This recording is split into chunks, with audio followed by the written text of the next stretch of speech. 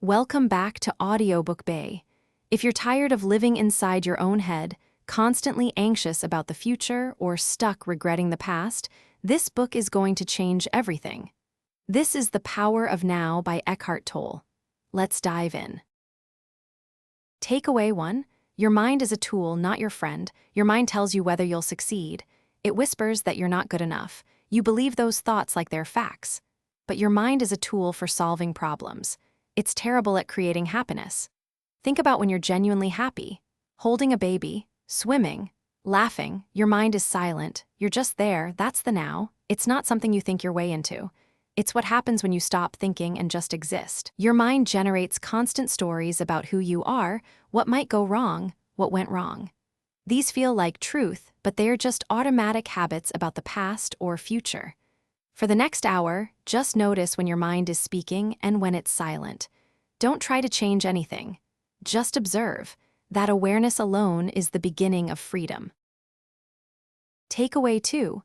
Anxiety and regret are both produced by your mind, not by reality. You're anxious about a presentation next week, angry about conflict from last week, stressed about money next month. Here's the thing, none of these are real. The presentation hasn't happened. The money hasn't changed. The conflict is over, yet you're suffering right now as if they're happening. You're in pain about something that isn't actually occurring. Let's be honest about this moment. Right now, in this exact second, you're probably safe. You're probably breathing fine. You probably have what you need. The universe is not attacking you, but your mind is. Your mind is manufacturing a crisis that doesn't exist, and you're living inside that manufactured crisis like it's real. Tolle introduces this concept called the pain body, accumulated suffering and trauma that wants to survive by generating anxious thoughts. When you're anxious about something in the future, stop and ask yourself, is this real right now, or is this the pain body generating a story?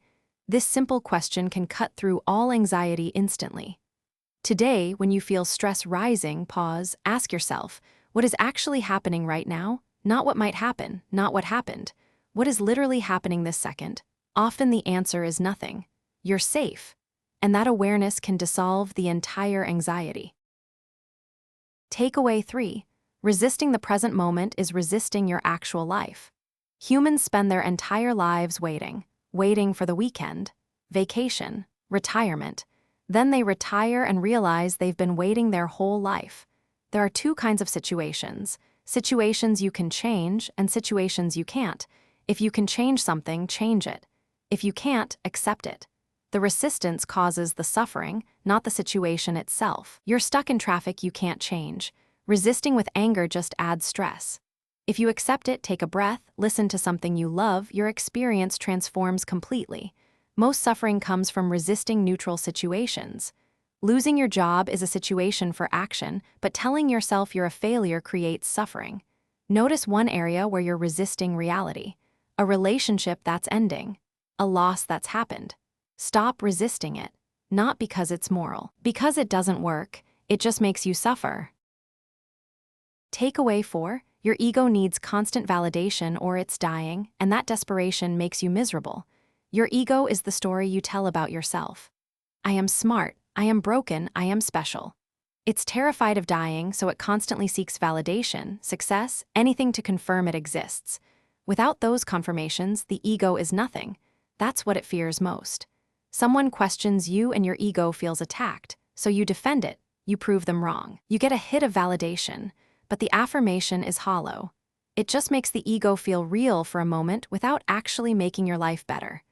Most of your suffering comes from maintaining an ego that doesn't even exist, needing respect, needing to be right, needing status.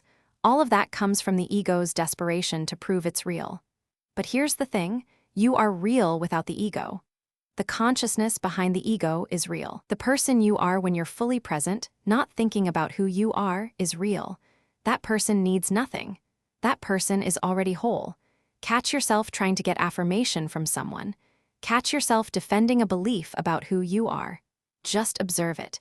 Notice how the ego wants validation. Feel how empty it is when the validation doesn't come. Realize that you're okay even when the ego doesn't get what it wants. Takeaway 5. Suffering is an invitation to wake up. All your suffering is a signal. Your awakening is trying to reach you through pain. Some people are comfortable in unconsciousness. Most just numb the pain with food or alcohol or entertainment instead of listening to it. When the pain of staying asleep becomes greater than waking up, transformation starts. In Tolle's own life, during severe depression, he became present and stopped fighting reality. He realized nothing was actually wrong in that moment. He woke up. Pain tells you that you're asleep and that your current way of living isn't sustainable. Listening to pain instead of fighting it becomes the path to freedom. Instead of asking, "How do I make this pain go away?" ask, "What is this pain trying to teach me? What belief do I need to let go of?" The pain becomes a teacher instead of an enemy. Takeaway 6. Your relationships are mirrors showing you what you haven't accepted in yourself. You keep repeating the same relationship patterns. Each partner triggers the same wound. This is not random. Relationships are mirrors. Your partner shows you what you haven't accepted in yourself. Their selfishness reflects your selfishness. Their fear reflects your fear. The relationship failed because you weren't ready to see yourself. You'll find someone new who triggers the same wound because the wound is inside you. You can't fix a relationship by changing your partner, but you can by changing yourself. Anyone who triggers you is a mirror. Think about the person in your life who bothers you most. What specifically bothers you? Do I have that quality too? Can I accept that about myself? When you can, the relationship either deepens or you move apart naturally. But the pain is gone. Takeaway 7. Emotions are just energy. Let them flow through you. Your body generates emotions constantly. Anger, sadness, joy, fear, these are just chemical energy. Your mind creates a story about the emotion and that story gets stuck. The story is the problem, not the emotion. Something frustrating happens. Your body generates frustration. If you let it move, it passes in seconds. But your mind says, "This isn't fair," and the story feeds the emotion. Emotions last only about 90 seconds unless your mind regenerates the story. Let emotions pass without the story. When you're angry, feel it in your body and breathe. When your partner triggers you, pause and say, "I'm feeling anger, let me breathe and feel it." The emotion passes and you respond from presence. When you feel a strong emotion, pause, don't react, feel it, locate it in your body. Breathe, let it move. You'll return to peace quickly. Takeaway 8. Your circumstances are temporary, but your presence and awareness are eternal. Your life situation, job, money, status, health, is temporary. It changes. It ends. But your presence and awareness don't change. They don't age. They don't depend on circumstances. They are eternal. This is wild to realize. Your peace and happiness don't depend on your life situation, but on your relationship to it. And that relationship comes from presence or from being lost in the mind. Someone could be poor and at peace or rich and suffering. Circumstance doesn't determine peace. Consciousness does. When you're fully absorbed in an activity you love, time disappears. You're just present. No anxiety about the future. No regret about the past. No dissatisfaction. When you stop trying to improve your way to happiness and just get present to what is, everything actually improves. Not from different actions. From finally noticing what you were missing. Don't wait for circumstances to be perfect before being present, or you'll move the goalpost forever. Presence is available right now. So what if you decided that right now, as you are, with what you have, in this moment, life is enough? What if you stopped trying to improve your way to peace and just got present to what is? That's the actual invitation. Takeaway 9. Acceptance is the fastest way to create change. To change your life, accept it as it is first. Not as an excuse to not work, as the starting point where you actually are. Many people spend their entire lives at war with themselves, not accepting their anxiety, not accepting their mistakes. That internal war is where all the suffering comes from.